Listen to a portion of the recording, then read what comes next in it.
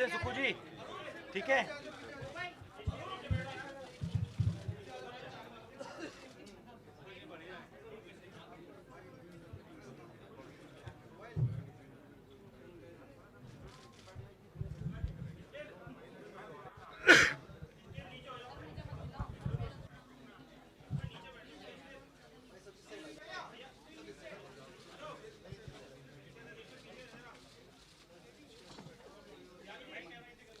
नमस्कार साथियों, आज हमारे बीच में राहुल जी हैं। उनके साथ छत्तीसगढ़ के मुख्यमंत्री, राजस्थान के मुख्यमंत्री, कर्नाटका के मुख्यमंत्री और हिमाचल प्रदेश के मुख्यमंत्री भी मौजूद हैं। आज कांग्रेस कार्य समिति की 4 घंटे तक बैठक हुई। एक प्रस्ताव भी पारित हुआ सर्वसम्मति से। वो प्रस्ताव आपको अभी मिल जाएगा। अभी आपको इस कार्य समिति की बैठक में जो चर्चा हुई है, जो विचार विमर्श हुआ है, उसके बारे में राहुल जी आपको अवगत कराएंगे। राहुल जी। धन्यवाद। आप सबका यहाँ स्वागत।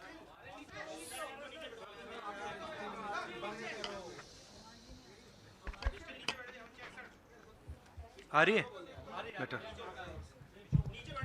आप सबका यहाँ स्वागत।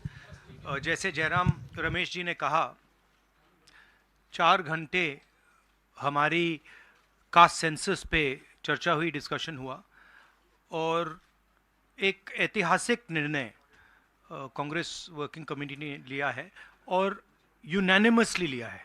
मगर मतलब कमरे में कोई ऐसा व्यक्ति नहीं था जिसने अपना पूरा सपोर्ट कास्ट सेंसस का जो कॉन्सेप्ट है उसको नहीं दिया। तो काफ़ी खुशी की बात है। हमारे यहाँ चीफ मिनिस्टर्स बैठे हैं। हमारे चीफ मिनिस्टर्स ने भी डिसीजन लिया है कि वो भी राजस्थान में, कर्नाटक में, छत्तीसगढ़ में, हिमाचल में कास्ट सेंसस को आगे बढ़ाएंगे। तो अंग्रेजी में बोल दूँ? इंग्लिश में। There's a very big decision taken today by the Congress Working Committee. Unanimously, the Working Committee has supported the idea of a caste census in the country. And I think it is a very, very progressive step, a very powerful step for the emancipation of the poor people in our country. We've also, our chief ministers are also believe that it's an important step for them to take. So our states are also considering this and actioning this this step. If you have any questions, हाँ जी, please feel सवाल। free to ask them. एक minute एक करके। संजीव, एक minute please रुक जाइए। हाँ जी। Rahul ji, the Congress has taken this decision of, taking this caste census forward. Will the India Alliance parties also, support you in this, because the Congress is unanimous in this? Whether all the other parties, because you are going to contest the elections together, all 26 parties are contesting the elections together. So will they also support, and will you seek their support? Well, the Congress president today chaired the meeting of the highest body of the Congress party, and the entire Congress party has decided that it is going to wholeheartedly not just support the idea of the caste census, but force the BJP to carry out the caste census or then get out of the way so we can carry out the caste census. Now, most of the parties in the India Alliance are unanimous that the caste census should be implemented. There might be a few who might have a slightly different position, and that's fine. We are quite flexible. We are not a fascist system. We are quite flexible. If somebody has a slightly different opinion, there's no problem. They can have that opinion. But I am confident that the vast majority of the Indian Alliance is going to support and push the idea of the caste census. हाँ जी madam. Hindi में बोल देता हूँ। आपका सवाल था कि क्या इंडिया अलायंस भी कास्ट सेंसस को सपोर्ट करेगी, तो मैंने कहा कि देखिए, कांग्रेस प्रेसिडेंट ने हमारी जो सबसे बड़ी डिसीजन मेकिंग बॉडी है उसमें निर्णय लिया है कि हम कास्ट सेंसस को इम्प्लीमेंट करेंगे। सिर्फ ये नहीं, मगर ये भी डिसीजन लिया है कि हम बीजेपी पर दबाव डालेंगे और उनसे करवाएंगे। अगर उन्होंने नहीं किया तो फिर उन्हें परे हो जाना चाहिए, क्योंकि देश कास्ट सेंसस चाहता है। अब जहां तक इंडिया अलायंस की बात है, मैं जानता हूं कि काफ़ी पार्टी इंडिया अलायंस में इस निर्णय का समर्थन करेंगी। एक दो पार्टी हो सकती हैं जिनकी राय थोड़ी अलग हो। हमारे लिए कोई प्रॉब्लम नहीं है, क्योंकि हम कोई फैशिस्ट सिस्टम नहीं है, मगर ज़्यादा से ज़्यादा पार्टियां इस डिसीजन को पूरी तरीके से सपोर्ट करेंगी। हाँ जी मैडम। राहुल जी मैं पूनम, एक मिनट मैडम बोलिए। अच्छा, अगर आपका सवाल सुनिए, अगर आपका सवाल गहलोत जी से है या बघेल जी से या किसी हमारे चीफ मिनिस्टर से, उनका नाम पहले ले लीजिए प्लीज। राहुल जी मैं पूनम हूँ, अमर उजाला से। इधर मैं ये आपसे जानना चाहती हूँ कि राजस्थान ने कल रात को ही जातीय जनगणना को लेकर अपना जो रुख है वो साफ कर दिया है। आज से 5 राज्यों का चुनावी बिगुल बच गया है। तो क्या ये माना जाए कि ये 5 राज्य जो हैं वो कांग्रेस का लिटमस टेस्ट होंगे भारतीय जनता पार्टी के ऊपर दबाव बनाने के लिए कि वो जातीय जनगणना कराएं? देखिए, ये जो आपके शब्द हैं लिटमस टेस्ट, ये केमिस्ट्री में चलते हैं, ये राजनीति में नहीं चलते हैं। हमारी सिंपल सी बात है, हम सब ने निर्णय ले लिया है कि हिंदुस्तान के भविष्य के लिए कास्ट सेंसस जरूरी है। एक कास्ट सेंसस के बाद एक नया डेवलपमेंट का पैराडाइम खुलेगा, और हमने निर्णय ले लिया कि हम ये काम करेंगे। तो ये मैं आपको आज बता रहा हूं कि कांग्रेस पार्टी इस काम को पूरा करके ही छोड़ेगी। और याद रखिए, जब हम वायदा करते हैं, हम उस वायदे को तोड़ते नहीं हैं। हाँ सुनील, एक मिनट सुनील।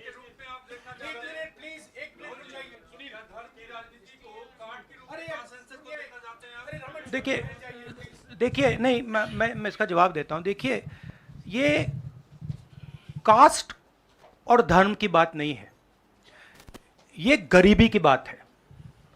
हिंदुस्तान के ओबीसी, हिंदुस्तान के दलित, हिंदुस्तान के आदिवासी और हिंदुस्तान के गरीब लोग, इनके लिए यह काम किया जा रहा है। आज क्या हो रहा है, 2 हिंदुस्तान बन रहे हैं, एक अदानी जी वाला और दूसरा सबका।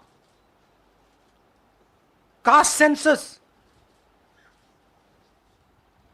साफ दिखा देगा कि हिंदुस्तान में लोग कितने हैं, कौन है, और हम वहां नहीं रुकेंगे। उसके बाद इकोनॉमिक सर्वे होगा, तो हमें यह भी पता लग जाएगा कि कितने लोग हैं, धन किसके हाथ में है, धन कहां है, एसेट्स किसके हाथ में है। और फिर जैसे मैंने कहा, जो एक्सरे हमें, और मैं कहता हूं शायद इसमें मेरी भी गलती है, जो हमने पहले नहीं किया उसको अब हम पूरा करके दिखा देंगे, क्योंकि इस एक्सरे की जरूरत है। अगर हम नया पैराडाइम, नया डेवलपमेंट का पैराडाइम चाहते हैं जहां सबको न्याय मिले, उसके लिए हमें कास्ट सेंसस करना ही होगा। Sir, you've heard the Prime Minister in Hyderabad, give his counter to the caste census and about, the rights and what will happen to southern states and the various things. How do you view that? And also for the Karnataka Chief Minister, why doesn't he go ahead with the release of the caste census data? We are in discussions. We are very clear what our direction is. Those actions will be taken. I'll also let Siddaramaiah ji directly answer your question. So first, let me ask him to. You haven't answered that. I'll come back to you. He's asking about caste census in Karnataka. Our previous government in Karnataka, that is the government Our Congress government was there between 2013 and 2018. Normally he doesn't need a mic. In 2014 and 15, we have entrusted this caste census and socio-economic survey of all communities to Permanent Backward Class Commission, headed by one Kantraj, then chairman of the commission. By the time our term is over, the report was not ready. When coalition government was there in Karnataka after 2018, the caste census report was ready, but the coalition government's chief minister, Mr. Kumaraswamy, did not receive that report. Now the report is laying with the Permanent Backward Class Commission. I requested now the present chairman, Mr. Jaiprakash Hegde, to submit the report to the government. If he submits the report, he will definitely issue the report. With consensus, caste census and socio-economic survey of all communities, particularly other backward communities. एक minute please. अरे एक minute रुक जाइए ना. जवाब दे रहे हैं. राहुल जी जवाब दे रहे हैं. On the Prime Minister's, the Prime Minister is making unconnected statements. What the caste census has to do with, representation of the South is very difficult to understand. Now, the problem is that the Prime Minister is incapable of doing the caste census. I'd like to point out something quite interesting. There are हमारे 4 chief ministers हैं. 4 में से 3 OBC वर्ग के हैं. BJP के 10 chief minister हैं, 1 OBC वर्ग के हैं, और वो भी कुछ ही दिन में चीफ मिनिस्टर नहीं रहेंगे. तो बात बहुत होती है ओबीसीज की, मगर नरेंद्र मोदी जी को यह बताना है कि ओबीसीज के लिए आपने किया क्या. मैंने पार्लियामेंट में उदाहरण दिया कि 90 अफसरों में से 3 अफसर ओबीसी वर्ग के हैं. नरेंद्र मोदी जी ने उसके बारे में कुछ नहीं बोला. उन्होंने यह भी नहीं बोला कि हां यह गलत है. उन्होंने बोला, एक शब्द नहीं बोला. मतलब उनके लिए यह एक्सेप्टेबल है कि हिंदुस्तान में जिनकी शायद 50% आबादी है अप्रोक्सीमेटली, उनका सरकार को चलाने में कोई भी हक ना हो. तो यह तो सच्चाई है, रियलिटी है. प्राइम मिनिस्टर सीधा कह दें कि हम कास्ट सेंसस का डेटा रिलीज कर देंगे. प्राइम मिनिस्टर सीधा कह दें कि अगला सेंसस कास्ट बेसिस पे होगा. वो कह ही नहीं सकते, क्योंकि प्राइम मिनिस्टर सचमुच में ओबीसी वर्ग के लिए काम नहीं करते हैं. प्राइम मिनिस्टर का काम ओबीसी वर्ग को डिस्ट्रैक्ट करने का, ओबीसी वर्ग के ध्यान को इधर उधर करने का है. जो सच्चाई है कि ओबीसी वर्ग, दलित वर्ग, आदिवासी वर्ग को कितनी भागीदारी मिल रही है, उससे डिस्ट्रैक्ट करने का पूरा सिस्टम बना रखा है आरएसएस ने और नरेंद्र मोदी जी ने. और नरेंद्र मोदी जी उनके मेन इंस्ट्रूमेंट है, मतलब सेंट्रल औजार हैं. उनका यही काम है कि भैया ओबीसी की भागीदारी ना हो, ध्यान इधर उधर जाता जाए.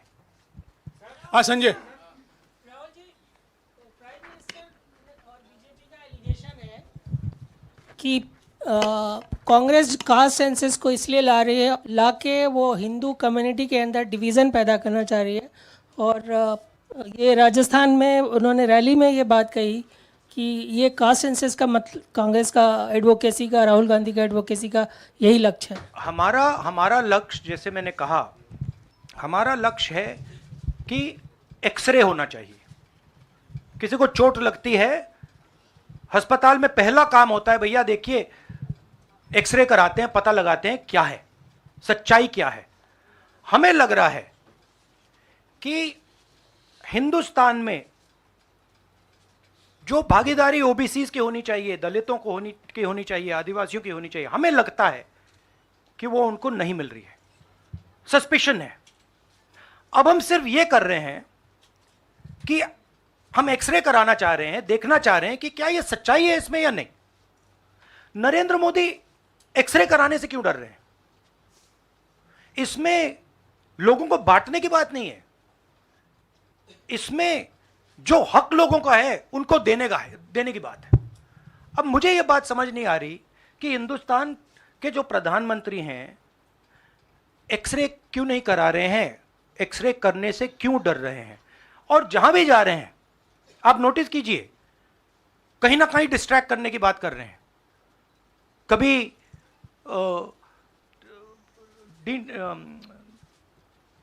डिलिमिटेशन की बात कर रहे हैं, कभी कुछ और बात कर रहे हैं, कभी साउथ इंडिया की बात कर रहे हैं, मगर एक भाषण में नरेंद्र मोदी जी ने यह नहीं कहा कि देखिए जो राहुल गांधी ने कहा है 90 अफसर जो हिंदुस्तान को चलाते हैं उसमें से 3 लोग सिर्फ ओबीसी वर्ग के हैं, यह सच्चाई है, यह सच्चाई बीजेपी ने एक्सेप्ट की है, और उनको सिर्फ 5% बजट पर कंट्रोल है। यह प्रधानमंत्री अपने भाषण में नहीं बोल पा रहे हैं।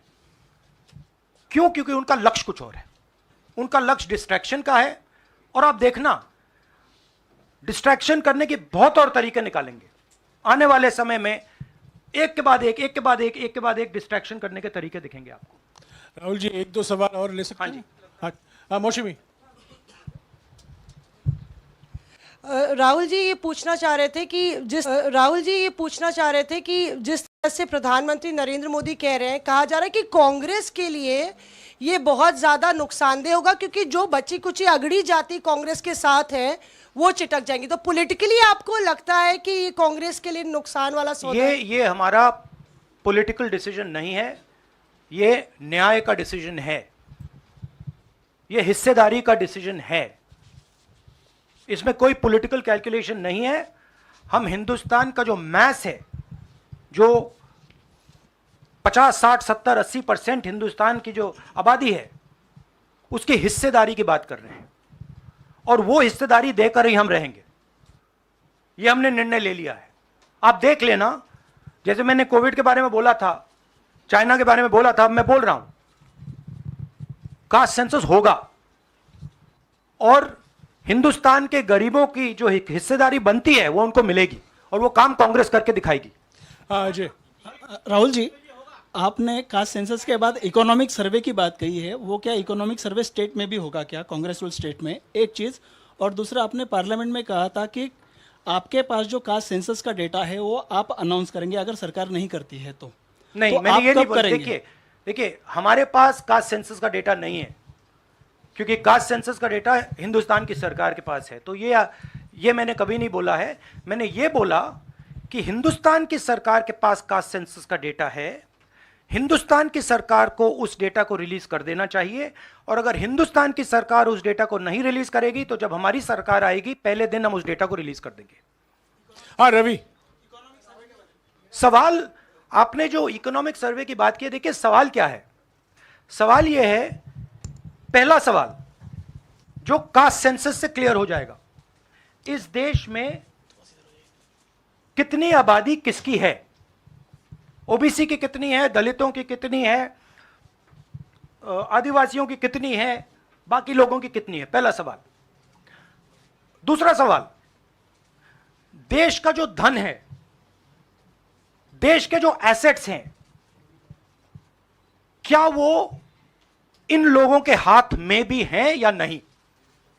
देश के एसेट्स में ओबीसी की कितनी हिस्सेदारी है, दलितों की कितनी हिस्सेदारी है, आदिवासियों की कितनी हिस्सेदारी है, देश के इंस्टीट्यूशंस में आदिवासी कितने, ओबीसी कितने, दलित कितने। मैं आपसे पूछ लेता हूं, इस कमरे में दलित कितने हैं? देखिए, ये मजा देखिए, इस कमरे में ओबीसी कितने हैं, हाथ उठा के दिखा दीजिए, देखिए मजा। नहीं, वो आप कैमरामैन है भैया, आपकी बात नहीं कर रहा हूं मैं, इनकी बात कर रहा हूं। तो ये सवाल है हिंदुस्तान के इंस्टीट्यूशंस में ओबीसी कितने, दलित कितने, आदिवासी कितने, यह सवाल हम पूछ रहे हैं। इंस्टीट्यूशंस के बारे में पूछ रहे हैं, धन के बारे में पूछ रहे हैं, एसेट्स के बारे में पूछ रहे हैं और आबादी के बारे में पूछ रहे हैं। राहुल जी रवि, राहुल जी इधर, राहुल जी इधर, राहुल जी इधर इधर, राहुल जी मेरा सवाल, आपने कहा कि प्रधानमंत्री बार बार डिस्ट्रैक्ट करने की कोशिश करेंगे, उसी से जुड़ा सवाल है, क्योंकि प्रधानमंत्री बार बार ये कह रहे हैं कि आप विदेशी ताकतों से मिले हुए हैं और आप देश को तोड़ना चाहते हैं, ये प्रधानमंत्री आरोप लगा रहे हैं, इस पे क्या कहेंगे आप? मतलब इसका क्या कनेक्शन है? हम कह रहे हैं कि जो इस देश के गरीब लोग हैं उनकी हिस्सेदारी कितनी है, वो हैं कितने, हम ये सवाल पूछ रहे हैं। कनेक्शन क्या है? ये वही बात है डिस्ट्रैक्ट करने का कि भैया उधर देखो, इधर देखो, उधर देखो। जैसे मैंने अभी आपसे पूछा इस कमरे में ओबीसी कितने हैं, सब लोग इधर उधर देख रहे थे, एक भी हाथ नहीं दिखा मुझे। एक है, हाँ भैया मेन ये है, ये मेन है। यहां पे ना एक आदिवासी है, ना एक दलित है, ना एक ओबीसी है, तो सवाल उठता है। अब मैं ये नहीं कह रहा हूं, नहीं मैं ये नहीं कह रहा हूं सवाल पूछना जरूरी है, मैं सिर्फ सवाल पूछ रहा हूं। उसके बाद डेटा के बाद क्या किया जाएगा उसके बारे में हमने अभी डिस्कशन नहीं किया, मगर हम एक ऐतिहासिक सवाल पूछ रहे हैं। हिस्सेदारी में ओबीसी वर्ग को कितना मिल रहा है, दलित वर्ग को कितना मिल रहा है, आदिवासी वर्ग को कितना मिल रहा है, बाकी लोगों को कितना मिल रहा है, यह हिस्टोरिकल सवाल है। और इससे हिंदुस्तान की जो आगे आने वाले का जो इकोनॉमिक मॉडल होगा, पॉलिटिकल मॉडल होगा, इसी बेसिस पे बनेगा। धन्यवाद, शुक्रिया। फाइव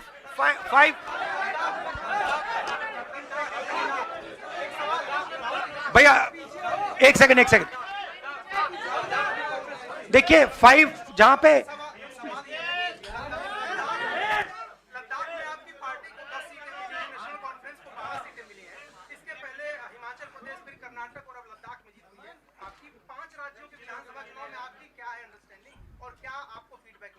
मैंने आपसे कहा कि बीजेपी के 10 स्टेट्स हैं, एक उनका ओबीसी चीफ मिनिस्टर है, तो मध्य प्रदेश में उनकी सरकार जारी है, राजस्थान में भी सरकार जारी है, छत्तीसगढ़ में भी जारी है, तेलंगाना में जारी, सॉरी उल्टा बोल दिया छत्तीसगढ़ में हमारी सरकार है, आ रही है, आपने कंफ्यूज कर दिया मुझे। राजस्थान में आ रही है, छत्तीसगढ़ में आ रही है, मध्य प्रदेश में जा रही है, तेलंगाना में उनकी जा रही है, हमारी आ रही है। नहीं, सीरियसली कहूं तो माहौल बहुत पॉजिटिव है और मैं चारों जो हमारे स्टेट्स हैं उनके बारे में कह सकता हूं। जो गहलोत जी ने हेल्थ केयर का स्ट्रक्चर जो बनाया है, शायद वो दुनिया में एक ऐतिहासिक हेल्थ केयर का सिस्टम राजस्थान की सरकार ने बनाया है। और जो काम राजस्थान की सरकार ने गरीबों के लिए किया है, ऐतिहासिक काम किया है। कर्नाटक में हमारी जो 5 गारंटीज हैं, जो सोशल प्रोटेक्शन की जो स्कीम्स हैं, वो अनमैच्ड है। आप किसी भी स्टेट में चले जाइए, आप पूछ लीजिए, आपको ऐसा सोशल प्रोटेक्शन का स्ट्रक्चर नहीं मिलेगा। छत्तीसगढ़ में जो किसानों के साथ हमारे चीफ मिनिस्टर ने किया, जो उनको धान के लिए दाम मिलता है, सबसे ज़्यादा मिलता है हिंदुस्तान में, जो कनेक्टिविटी उन्होंने बनाई है, जो हमारे छोटे छोटे डिस्ट्रिक्ट्स में मैन्युफैक्चरिंग यूनिट्स लगवाए हैं, जो ऐतिहासिक काम किया है। और अगर सुक्खू जी के बारे में समझना चाहते हैं तो जब हिमाचल को चोट लगी तो उनका रिस्पॉन्स जो था, जमीनी रिस्पॉन्स, लोगों के बीच में जाकर रिस्पॉन्स, वैसा रिस्पॉन्स शायद मैंने तो पहले नहीं देखा है।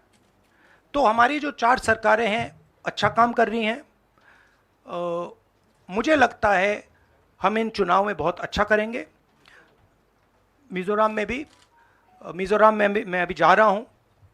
काफ़ी पॉजिटिव माहौल है और जनरली